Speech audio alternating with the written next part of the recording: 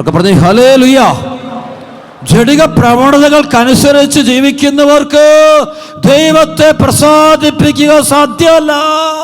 ജഡിക പ്രവണതകൾക്കനുസരിച്ച് പേര്, പെരുമ, പ്രശസ്തി, കോമ്പറ്റീഷന്, മത്സരബുദ്ധി, കുറ്റം പറച്ചില്, പക തീർക്കൽ, അപവാദം പറഞ്ഞു വരത്തില്, ഒരാളുടെ കുറവുകൾ മറ്റുള്ളവരും എല്ലാം അറിയിച്ച് നാടുമൂടെ എല്ലാവരുടെയും കുറവുകൾ അറിയിച്ച് ഇങ്ങനെ കൊട്ടിഘോഷിക്കുമ്പോൾ നീ ചെയ്യുന്ന പാപത്തിൻ്റെ അളവ് ഇനി ഏത് ജീവിതം കൊണ്ട് നീ അത് പരിഹാരം ചെയ്യും. ഓരോ തെറ്റ് നമ്മൾ ഓർത്തണം. ഇനി ഏത് പ്രവൃത്തി ഉണ്ടായിരിക്കും നീ നീ തന്നെ പരിഹരിച്ച് തീർക്കുമോ? അത് നിന്റെ മക്കളും കൂടെ, തലമുറ മുഴുവൻ കൂടെ അതിൻ്റെ പരിഹാരം ചെയ്യേണ്ടി വരുമോ എന്നുകൂടി നീ ചിന്തിച്ചോണം. ഓരോ പാപം ചെയ്യുമ്പോൾ നീ പരിഹാരം ചെയ്യേണ്ടി വരും. അതുകൊണ്ട് പശ്ചാത്താപത്തിൻ്റെ മനോഭാവത്തോടെ ചിന്തിക്കുക, തിരുത്തുക. അല്ലാതെ ദൈവകൃപ നമ്മളിങ്ങനെ ചുമ്മാ നോക്കിയിരിക്കുമ്പോൾ ഓടിയെത്തുന്നൊരു അനുഗ്രഹമല്ല പരിശുദ്ധാത്മാവിൻ്റെ കൃപ. ഒരു ഇടിമിന്നലുണ്ടാകുമ്പോൾ കൂണ് പൊട്ടുന്ന പോലെ സംഭവമൊന്നുമല്ലത്. അത് ശരിക്കും ഉള്ളിൽ പത്രോസിനെ പോലെ ഹൃദയം നൊന്തുകരഞ്ഞു. ആ വാക്കിന് ആഴമുണ്ട്. ഹൃദയം നൊന്തുകരഞ്ഞു, പൊട്ടിക്കരഞ്ഞവൻ, വാവിട്ട് കരഞ്ഞവൻ, പാപിനി വാവിട്ട് കരയുന്നു. ഇത് തന്നെയാണ് നമുക്കറിയാം. കുരിശിൽ നല്ല കള്ളനുണ്ടാകും, അവന് അവിടെ ഒരു വിലാപമുണ്ട്. അവനോട് കർത്താവേ, അങ്ങ് രാജ്യത്തിലായിരിക്കുമ്പോൾ എന്നെ കൂടി നീ ഓർക്കണേ, കരുണയായിരിക്കണേ. പശ്ചാത്താപത്തിൻ്റെ ഒരു പ്രാർത്ഥനയുണ്ട് അവർക്കൊക്കെയാണ് പരിശുദ്ധാത്മാവിൻ്റെ കൃപ അനുഭവിക്കാൻ പറ്റുക. സർവ്വത്തിൽ പറഞ്ഞ ഹല്ലേലൂയ, ഹല്ലേലൂയ. എനിക്കറിയാം ഒരു മനുഷ്യന് അണക്കരയിൽ ഒരു 8 വർഷം മുമ്പ് ധ്യാനിച്ചൊരു മനുഷ്യന്. അന്ന് ആ മനുഷ്യൻ മദ്യപാനം, മ്ലേച്ഛ ജീവിതം, അഹങ്കാരം, പണക്കൊതി എന്ന ലോകത്തില്ലാത്തൊന്നും എല്ലാ മനുഷ്യനുണ്ടായിരുന്നതാണ്. അദ്ദേഹം ധ്യാനത്തിൻ്റെ ആദ്യം മുതൽ അദ്ദേഹം ആഗ്രഹിച്ച് പ്രാർത്ഥിച്ചത് ഒരു മാനസാന്തരം മാത്രമായിരുന്നു. വേറൊന്നും, എൻ്റെ ഈശോ എനിക്ക് രോഗശാന്തിയും വേണ്ട, എൻ്റെ കാര്യങ്ങളൊന്നും നടക്കണ്ട, ഒരു കാര്യമൊന്നും നടക്കണ്ട, എനിക്ക് ഞാൻ നിൻ്റേതാകണം. നിൻ്റേതാകാതെ എന്തുണ്ടായിട്ട് എന്നാ കാര്യം? ഈ ലോകം മുഴുവൻ നേടിയാലും നിൻ്റെ ആത്മാവ് നഷ്ടപ്പെട്ടാൽ നിനക്കെന്ത് പ്രയോജനം? ഈശോ പറഞ്ഞില്ലേ, ലോകം മുഴുവൻ നേടിയാലും നിൻ്റെ ആത്മാവ് കർത്താവിൻ്റേതായില്ലെങ്കിൽ പിന്നെ എന്ത് നേച്ചം? അതായിരുന്നു ആളുടെ ധ്യാനത്തിൻ്റെ 1 മുതൽ അവസാനം. അത് പറയണം, അവസാനം അച്ഛാ കുമ്പസാരം കഴിഞ്ഞപ്പോൾ മുതൽ എനിക്ക് വലിയ പ്രകാശം തെളിയാൻ തുടങ്ങി. പിന്നെ ഞാൻ പുറകിലിരുന്ന ഞാൻ മുന്നോട്ട് കയറി വന്നിരുന്നു. ഏറ്റവും മുൻപത്തിലുള്ള ഒരു കസേരയിൽ വന്നിരുന്ന് ഞാൻ വചനം കേട്ടു പ്രാർത്ഥിച്ചുകൊണ്ടിരുന്നു.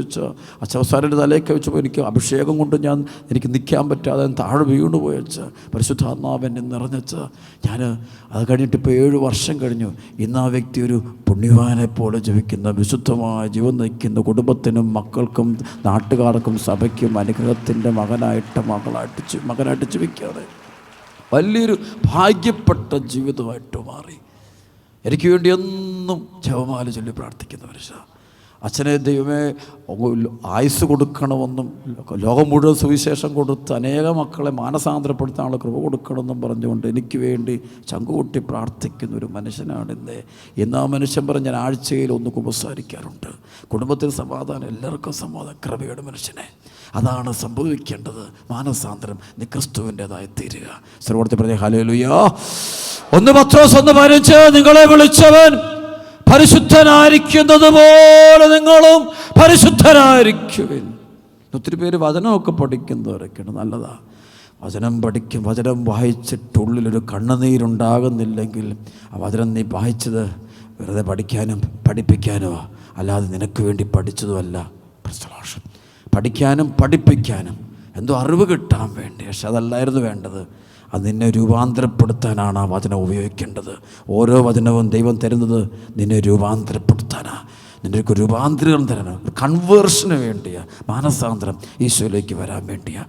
ലൂക്കാസ് വിശേഷം 8-ാം അധ്യായത്തിൻ്റെ 9 മുതൽ 15 വരെയുള്ള വചനം ശ്രദ്ധിക്കണം. ഈശോയുടെ വചനമാണ്. ഈ ഉപമയുടെ അർത്ഥം എന്തെന്ന് ശിഷ്യന്മാർ അവനോട് ചോദിച്ചു. അവൻ പറഞ്ഞു, ദൈവരാജ്യത്തിൻ്റെ രഹസ്യങ്ങൾ അറിയാൻ വരം ലഭിച്ചിരിക്കുന്നത് നിങ്ങൾക്കാണ്, മറ്റുള്ളവർക്കാകട്ടെ അവ ഉപമകളിലൂടെ നൽകപ്പെടുന്നു. അവർ കണ്ടിട്ടും കാണാതിരിക്കുന്നതിനും കേട്ടിട്ടും ഗ്രഹിക്കാതിരിക്കുന്നതിനും വേണ്ടിയാണത്. ഉപമ ഇതാണ്, വിത്ത് ദൈവവചനമാണ്.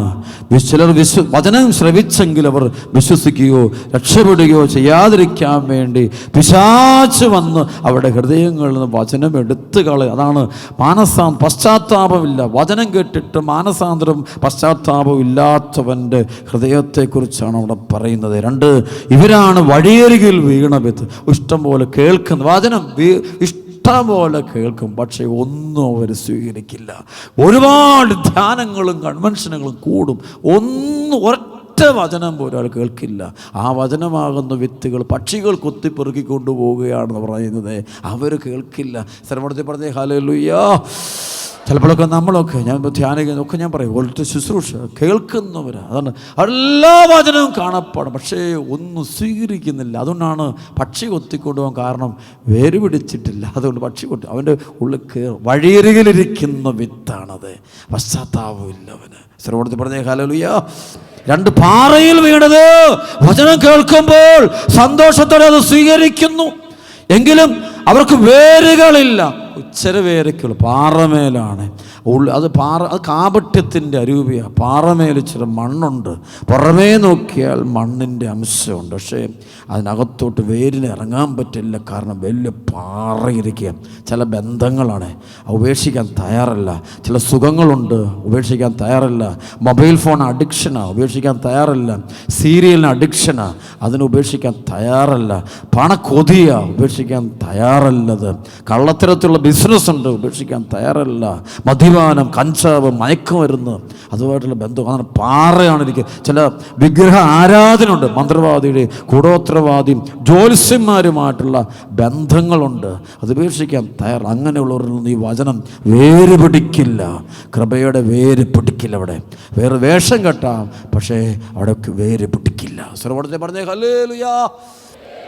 2 കരമെടുത്ത് പറഞ്ഞേ ഹല്ലേലൂയാ. അഭിഷേകത്തെ പറഞ്ഞേ ഹല്ലേലൂയാ. അവിഹിത ബന്ധമുണ്ട്, പ്രേമബന്ധമുണ്ട്, അശുദ്ധ ബന്ധമുണ്ട്, സുവിശേഷ വിരുദ്ധമായ കൂട്ടുകെട്ടുണ്ട്. ചില യുവാക്കളും യുവതികളുടെ ജീവിതം തീർന്നു പോയിക്കൊണ്ടിരിക്കുക. എന്തോ ഒരു ഡിവോഴ്സാണോ ലോകം മുഴുവൻ. എത്ര കുടുംബങ്ങളാണ് തീർന്നു പോകുന്നതിൻ്റെ പിന്നിലെ ഒരു കാരണം ഇതാണ്. അവിഹിത ബന്ധങ്ങൾ, പ്രേമബന്ധങ്ങൾ, വഴിവിട്ട സ്നേഹബന്ധങ്ങൾ, അശുദ്ധ ബന്ധങ്ങൾ, അതിലൂടെ തകർന്നു പോവുകയാണ്. കല്യാണം കഴിച്ചു 1 മാസം 2 മാസം കഴിയുമ്പോൾ തകർന്നു പോവുകയാണ്. കാരണം അത് അശുദ്ധിയ കാമത്തിൻ്റെ ബന്ധം, സ്നേഹമൊന്നുമില്ല. അവന് വേണ്ടത് അവളുടെ ശരീരം മാത്രം, സുഖവും മാത്രമായിരുന്നേ. അവൾക്ക് അത് തന്നെ ഉണ്ടായിരുന്നു, അല്ലാതെ ഉള്ളിലൊന്നും ഒരു സ്നേഹമൊന്നുമില്ല. പിന്നെ ഉള്ളിൽ സ്നേഹം ഉണ്ടായിരുന്നെങ്കിൽ ഇവനെങ്ങനെയാണ് പലതിനോട് കൂട്ടുകൂടുന്നത്? എങ്ങനെയാണ് അങ്ങനെ പറ്റുമോ? അതങ്ങനെ സാധിക്കുമോ?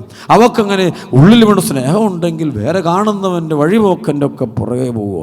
പിന്നെ ഇവൻ്റെ അടുത്ത് നമുക്ക് പിടിച്ചു നിൽക്കാൻ നന്നായിട്ടറിയാമല്ലോ.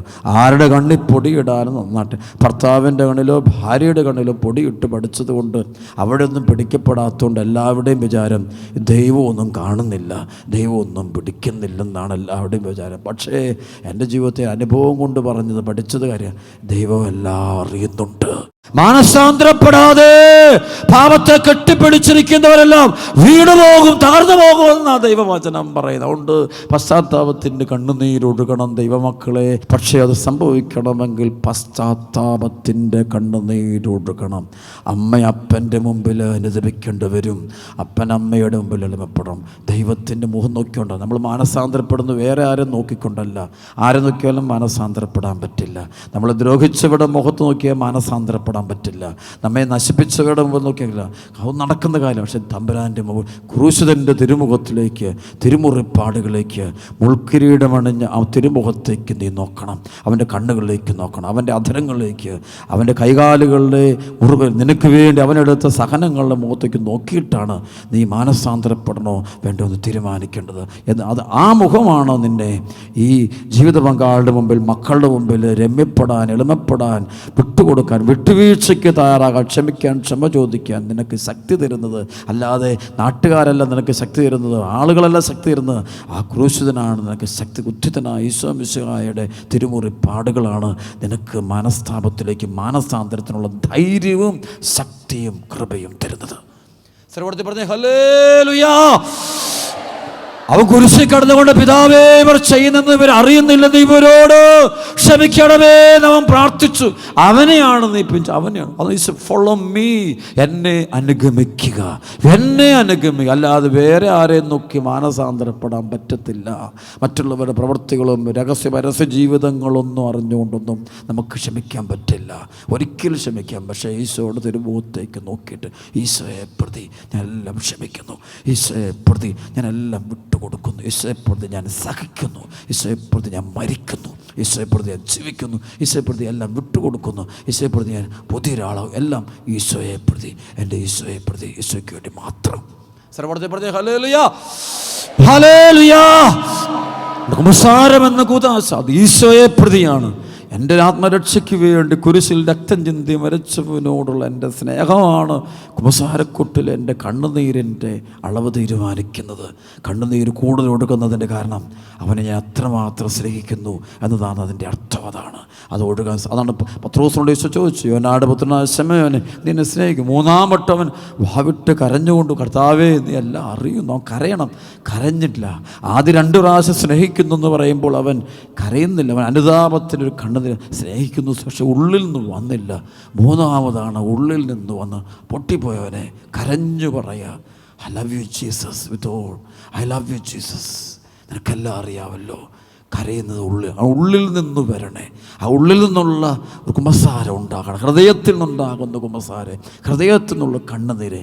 അല്ലാതെ ബാഹ്യമായി കാണിക്കുന്ന കണ്ണുനീര് കണ്ടോ എന്ന് കർത്താവോടെ നിർത്തില്ല, ചോദ്യങ്ങൾ നിർത്തില്ല. പത്രോസിനോട് 3 വട്ടം ചോദിച്ചതിന് വലിയ എനിക്ക് തോന്നുന്നതിൻ്റെ കാരണം എൻ്റെ ഉള്ളിൽ നിന്നൊരു ഉത്തരം വരണം. Yes Jesus, I love U, ഞാൻ നിന്നെ സ്നേഹിക്കുന്നു എന്ന് ഈശോയോട് പറയണേ. അത് നിൻ്റെ പ്രാർത്ഥനയുണ്ട്. ഈ ദിവസങ്ങളോട് ഇരിക്കുമ്പോൾ അത്ഭുതങ്ങൾ ഒരുപാട് ഇപ്പോൾ തന്നെ സംഭവിക്കുന്നതായിട്ട് എനിക്ക് കാണാം. കർത്താവിൻ്റെ അന്ന് ഇവിടെ ഇറങ്ങി നിൽപ്പുണ്ട്. പ്രസലോഷ് കർത്താവ് കുടുംബങ്ങൾ ഇറങ്ങി നിൽപ്പുണ്ട്. ഇവിടെ കൃപ ഒഴുകിക്കൊണ്ടിരിക്കുകയാണ്. ഈ സമയത്ത് എല്ലാ അഭിഷേകമുണ്ട്. ആത്മാവിൽ നിങ്ങൾ കാണാം, ഓരോ വ്യക്തിയുടെ മേലും കൃപ ഒഴുകുന്നുണ്ട്. കർത്താവിൻ്റെ അനുതാപത്തിൻ്റെ നല്ല കുമ്പസാരത്തിൻ്റെ തിരിച്ചു വരവുണ്ടാകണം. പിന്നെ ഞാൻ വലിയവനാണെന്ന് പറയരുത്. വലിയവനാണെന്ന് പറഞ്ഞാൽ പിന്നെ ഒരു അപകടമുണ്ട്, അനുതാപം കിട്ടില്ല. ഞാൻ പണക്കാരനാണ്, ഞാൻ പ്രൊഫസറാണ്, ടീച്ചറാണ്, ഞാൻ കഴിവുള്ളവനാണ്, ധനിവാനാണ്, ഞാൻ വലിയ ബിസിനസ്സുകാരനാണ്, ഐ എം സംതിങ്, ഞാൻ എന്തോ ആണ്. ഒരു പ്രശ്നമുള്ളൂ, you won't get that repentance. നിനക്ക് അനുതാപം, പശ്ചാത്താപം കിട്ടില്ല, കൺട്രീഷൻ കിട്ടില്ല, ഉള്ളു തുറക്കാൻ പറ്റില്ല. Yes Jesus. ആ ഉള്ളു തുറന്ന് പത്രോസ്, ഓ കർത്താവേ, പൊട്ടിക്കരഞ്ഞ് ഞാൻ നിന്നെ സ്നേഹിക്കുന്നു, നീ എല്ലാം അറിയുന്നു, ഞാൻ നിന്നെ അതാണ് കേൾക്കേണ്ടത്, ആ ഉള്ളിൽ നിന്നുള്ള വാക്ക്. പലപ്പോഴും നമ്മളെ ഈശോയുടെ സ്നേഹം വാക്കൊക്കെ പുറമേ എന്ന് പറയുന്ന ആണ്. കർത്താവ് അങ്ങ് ഇതുവരെയായിട്ടും നിൻ്റെ പ്രാർത്ഥന, നിൻ്റെ വാക്കിനെ കർത്താവ് അങ്ങ് സ്വീകരിച്ചിട്ടില്ല. ഉള്ളിൽ നിന്ന് വരണം. ഉള്ളിൻ്റെ ആട് നിനക്ക് ഈ കൺവെൻഷൻ, അതാണ് കൃപയുടെ ശുശ്രൂഷ. ഉള്ളിൽ ഹൃദയത്തിൽ നിന്ന് വരണം. അതാണ് മാനസാന്തരം ഉണ്ടാകണം. സ്ഥലപ്പെടുത്തി പറഞ്ഞ ഹല്ലേലൂയ. ക്ഷമ ചോദിക്കണം. സഭയോട്, വൈദികരോടൊക്കെ കാല് പിടിച്ച് മാപ്പ് പറയണം. അതൊക്കെ നീ കർത്താവിനെ പ്രതി, യേശുവിനെ പ്രതി ചെയ്യണം. സന്യസ്തരുടെ അല്പം കാല് പിടിച്ച് മാപ്പ് പറയേണ്ടി വരും കർത്താവിനെ. കാരണം നിൻ്റെ ലക്ഷ്യം എന്താണ്? നിൻ്റെ ലക്ഷ്യം ഈശോയും നിത്യജീവനും സ്വർഗരാജ്യവുമാണ്. നിൻ്റെ ആത്യന്തിക ലക്ഷ്യം നിത്യരക്ഷയാണ്. അതല്ലാതെ വേറെ രക്ഷ നാട്ടിൽ പിടിച്ച് നമുക്കാരെ ഈശോ ആരെയും വിധിക്കേണ്ടെന്നല്ലേ റോമാലേഖനം 2:1-4 വരെ. നിങ്ങൾ ആരെയും വിധിക്കരുത്, വിധിക്കാൻ നിങ്ങളും വിധിക്കപ്പെടും. ആരെയും നമുക്കാരെയും ജഡ്ജ് ചെയ്യാൻ പറ്റത്തില്ല. ആരെയും ജഡ്ജ് ചെയ്യാൻ ഒരു വ്യക്തി ഇന്ന് ജഡ്ജ് ചെയ്യരുത്. ആ ജഡ്ജ് ചെയ്യുന്നത് നിൻ്റെ ജഡ്ജ്മെൻറ്റ്. അത് ദൈവസന്നിധിയിൽ ആ ജഡ്ജ്മെൻ്റ് ആകണമെന്ന് യാതൊരു നിർബന്ധവുമില്ല. ദൈവം കാണുന്നത് വേറെ കണ്ണുകൊണ്ട് ആയിരിക്കും. പ്രൈസ് സർവ്വത്തിൽ പറഞ്ഞേ ഹല്ലേലൂയ, ഹല്ലേലൂയ, ഹല്ലേലൂയ. ഈശോ സക്കേവൂസിൻ്റെ വീട്ടിൽ കയറുമ്പോൾ ആളുകൾ പിറുപിറുത്തു. ഇതേ പാപിയുടെ വീട്ടിൽ ഇവൻ പോയി, ആളുകളുടെ ജഡ്ജ്മെൻറ്റ് നോക്കിക്കേ. ഈശോ ഈ പാപിയുടെ വീട്ടിൽ എന്തിനു പോയെന്ന് പറഞ്ഞുകൊണ്ട് ജഡ്ജ്മെൻറ്റ് നടത്തുക. അതല്ല കർത്താവിൻ്റെ ജഡ്ജ്മെൻറ്റ്. നിൻ്റെ ജഡ്ജ്മെൻറ്റും കർത്താവായ ഈശോയുടെ ജഡ്ജ്മെൻറ്റും ഒരു ജഡ്ജ്മെൻറ്റും ആകട്ടെ. അല്ലെങ്കിൽ നിൻ്റെ ചില ജഡ്ജ്മെൻറ്റ് അത് പ്രതികാരമായിരിക്കും. എല്ലാവരും പ്രതികാരം ചെയ്യുന്ന കാലഘട്ട ജഡ്ജ്മെൻറ്റ്, പക്ഷെ അത് പ്രതികാര ബുദ്ധിയാണ്. ആ തിന്മയിൽ നമുക്ക് മാനസാന്തരം കിട്ടില്ല. അതുകൊണ്ട് പ്രിയപ്പെട്ട മക്കളെ, ഹൃദയം നൊന്തു കരഞ്ഞ പത്രോസിനെ പോലെ നീയും ഹൃദയം നൊന്തു കരഞ്ഞ് ദൈവത്തിലേക്ക് തിരിച്ചു വരണം. അതാണ് കർത്താവിൽ നിന്ന് എല്ലാവരെയും തിരിച്ചു വിളിക്കുന്നു, മാനസാന്തരത്തിലേക്ക്, രക്ഷയിലേക്ക് വിളിക്കുന്നു, കർത്താവിൻ്റെ തിരുരക്തത്തിലേക്ക് വിളിക്കുന്നു. സങ്കീർത്തനം 51 വെച്ചാൽ, ദൈവമേ എന്നോട് കരുണ തോന്നണമേ, ദയാപൂർവ്വം എൻ്റെ പാപങ്ങൾ മായ്ച്ച് കളയണമേ, എൻ്റെ അപരാധങ്ങൾക്ക് ശേഷം കഴുകിക്കളയണമേ എന്ന് പറഞ്ഞുകൊണ്ടുള്ള നിലവിളിയാണ്. അപ്പം അതുകൊണ്ട് അവനെ ദൈവം വീണ്ടെടുത്തു കേട്ടോ. അവൻ പശ്ചാത്തപിച്ചത് കൊണ്ടും കണ്ണുനീരൊടുക്കിയത് കൊണ്ടും ഉപവസിച്ചുകൊണ്ട് പരിഹാരം ചെയ്തുകൊണ്ടതുകൊണ്ട് ദൈവം അവനോട് ക്ഷമിച്ച് അവനെ വീണ്ടും വീണ്ടെടുക്കുന്ന കാണാവേ. ശ്രവണത്തിൽ പറഞ്ഞ ഹല്ലേലൂയാ ഹല്ലേലൂയാ. പക്ഷേ ദാവീദിന് മുമ്പ് വേറൊരു ആളുണ്ട്, സാവൂൾ എന്ന് പറയുന്ന പഴയ നിയമത്തിലെ ഒരു രാജാവ്. ഇസ്രായേലിൻ്റെ ആദ്യത്തെ രാജാവ് സാവൂളാണ്. അവനും പാപം ചെയ്തു, പക്ഷേ അവൻ അനുദപിച്ചില്ല. അനുദപിക്കാതെ വന്നപ്പോൾ അവനിൽ നിന്നുള്ള പരിശുദ്ധാത്മാവിനെ എടുത്തു കളഞ്ഞിട്ട് ഒരു ദുരാത്മാവ് എപ്പോഴും അവനെ പീഡിപ്പിക്കുമായിരുന്നു. അതിന് പശ്ചാത്താപമില്ലാത്തവൻ്റെ കൂടെയാണ് ദുരാത്മാവുള്ളത്. ദുരാത്മാവിൻ്റെ പീഡയുണ്ടാകും. പാപം ഉപേക്ഷിക്കാത്തവൻ്റെ കൂടെ ദുരാത്മാവിൻ്റെ പീഡകൾ, ഹോശേയ 5:4 പറയുന്ന വ്യഭിചാര ദുർഭൂതത്തിൻ്റെ പീഡ പോലും ഉണ്ടാവും. അവന് തെറ്റിയാതെ ജീവിക്കാൻ മേല, ബ്ലൂ ഫിലിമും മ്ലേച്ഛതയും ഒക്കെ കാണാതെ ജീവിക്കാൻ മേലാത്ത അവസ്ഥ. ദുരാത്മാവിൻ്റെ പീഡ, അതിന് കാരണം അവൻ പശ്ചാത്തപിച്ചില്ല. അതുകൊണ്ട് അവൻ നോക്കണം, ഒരാൾ രാജാവായിട്ട് നിൽക്കുമ്പം തന്നെ അവനെ ദൈവം പുറത്താക്കി പിന്നെ ഇവനൊന്നും ചെയ്യാൻ പറ്റുന്നില്ല. ആദ്യം വലിയ കരുത്തനായ രാജാവായിരുന്നു, പക്ഷേ അഭിഷേകം പോയി കഴിഞ്ഞപ്പോൾ കരുത്തൊക്കെ പോയി, എല്ലാം പോയി, തീർന്നു പോയി. ചില കുടുംബങ്ങളൊക്കെ കിരീടം പോയ ജീവിതമായിട്ട് മാറി. അതിനുശേഷം ഈ അഭിഷേകം മുഴുവൻ അടുത്ത ആളിലേക്ക്, ദാവീദിലേക്ക് പകർന്നേ. കാരണം സാവൂളിന് അനുതാപമില്ല, അവൻ പിടിവാശിയാ. സാമൂൽ പ്രവാചകന്റെ മുമ്പിൽ പ്രവാചകനെ പഠിപ്പിക്കാൻ ചെല്ലുന്നവനാണ്, പ്രവാചകനോട് തർക്കിക്കുന്നതാണ്. പ്രവാചകനെ അനുസരിക്കാത്ത, ദൈവവചനം കേൾക്കില്ല, അവന് അനുതാപമില്ല. പക്ഷെ ദാവീദിൻ്റെ നന്മ, അവന് അനുതാപമുണ്ട്. ആ അനുതാപം കൊണ്ടുകൊണ്ട് അവന് ദൈവം എടുത്ത് കളഞ്ഞില്ല. അതുകൊണ്ടാണ് അവൻ കരയുന്നുണ്ട്, പരിശുദ്ധാത്മാവിനെ എന്നെ എടുത്ത് കളയരുത്. അവൻ്റെ പ്രാർത്ഥനയതാ, അങ്ങയുടെ സന്നിധിയിൽ നിന്ന് എന്നെ തള്ളിക്കളയരുത്. അങ്ങയുടെ പരിശുദ്ധാത്മാവിനെ എന്നെ എടുത്ത് കളയല്ലേ, അഭിഷേകം കളയില്ല. കരയെ ഞാൻ തെറ്റ് ചെയ്തു പോയി, ഉപവാസം എടുക്കുക, ദാനധർമ്മം ചെയ്യുക, പരിഹാരം ചെയ്യുക. പിന്നെ ഉണ്ടല്ലോ, ഒരിക്കലും തെറ്റ് ചെയ്തിട്ടില്ല. അവൻ്റെ അന്ധവിശ്വാസം വലിക്കുന്നതും വരെ അവൻ, അതുകൊണ്ടാണ് ദൈവം സോളമൻ അവൻ്റെ മകനിലേക്ക് അനുഗ്രഹം ഒഴുക്കി കൊടുക്കുന്നത്. അനുതാപത്തിന് ഭയങ്കര വിലയുണ്ട്. അനുദപിക്കാതിരുന്നാൽ ദുരാത്മാക്കൾ പീഡിപ്പിക്കും.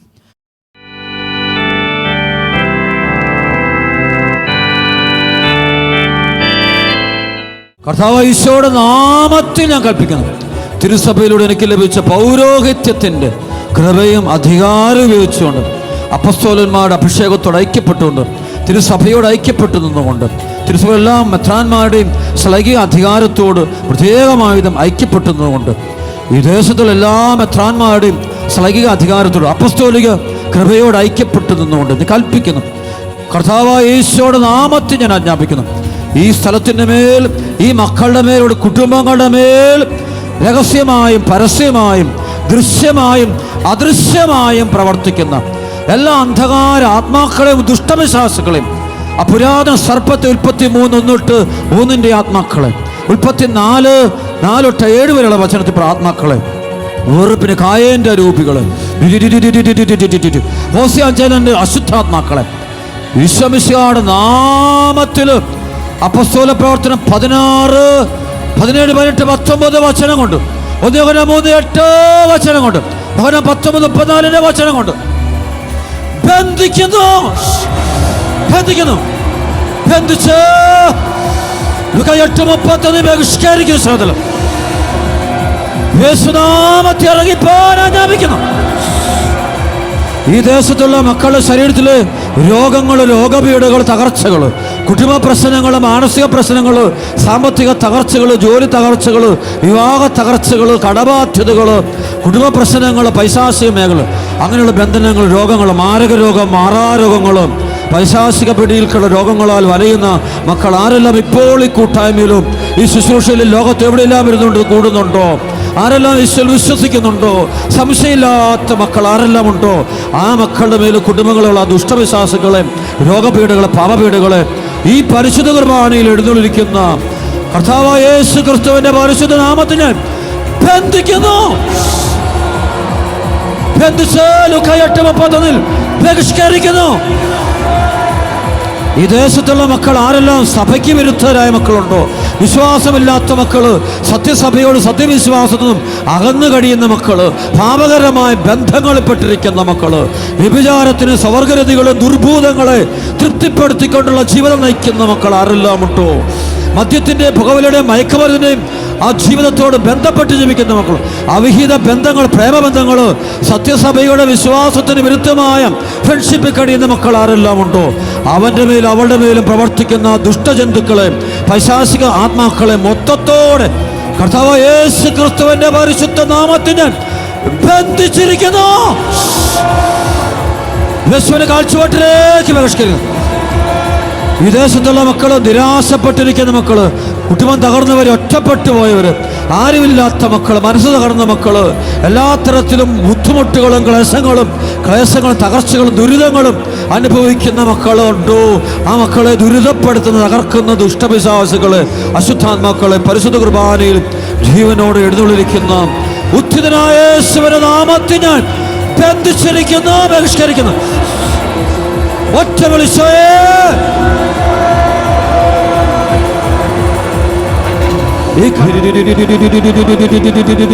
കരങ്ങൾ ഉയർത്തിപ്പിടിച്ച് മക്കളെ കരഞ്ഞ് പ്രാർത്ഥിക്കട്ടെ. എല്ലാ വേദന കൊടുത്ത്, ഒരു 7 നിയോഗം കൊടുത്ത് ഈശോ ഏറ്റെടുക്കുന്നു. യുവാക്കള്, യുവതികള്, അപ്പനമ്മമാര്, മുതിർന്നവര്, വാർദ്ധക്യത്തിൽ പോകുന്നൊക്കെ പ്രാർത്ഥിച്ച്, എല്ലാം പ്രാർത്ഥിച്ച് ഈശ്വരൻ സമർപ്പിച്ച് ഇത് കർത്താവ് നമ്മെ ആശീർവദിക്കാൻ പോകുന്ന വലിയ സമയമാണ്, വലിയ കൃപയുടെ സമയമാണ്. വിഷയം വ്യാപരിച്ചുകൊണ്ടിരിക്കുന്നു. വിശ്വസിക്കുന്ന മക്കള് കണ്ണു തുറന്ന് ഈശോയോട് നോക്കിയിട്ട് ചങ്ക് പൊട്ടി അങ്ങ് ഈശോയെന്ന് വിളിച്ച്, യേശുവെന്ന് വിളിച്ച്, യേശുവെന്ന് ചങ്ക് പൊട്ടി വിളിച്ച്, യേശുവെന്ന് വിളിച്ച്, പോരാ പോരാ യേശുവേ,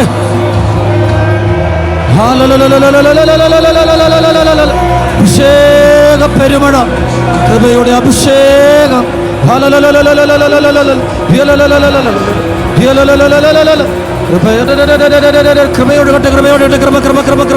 കൃപയുടെ അഭിഷേകം.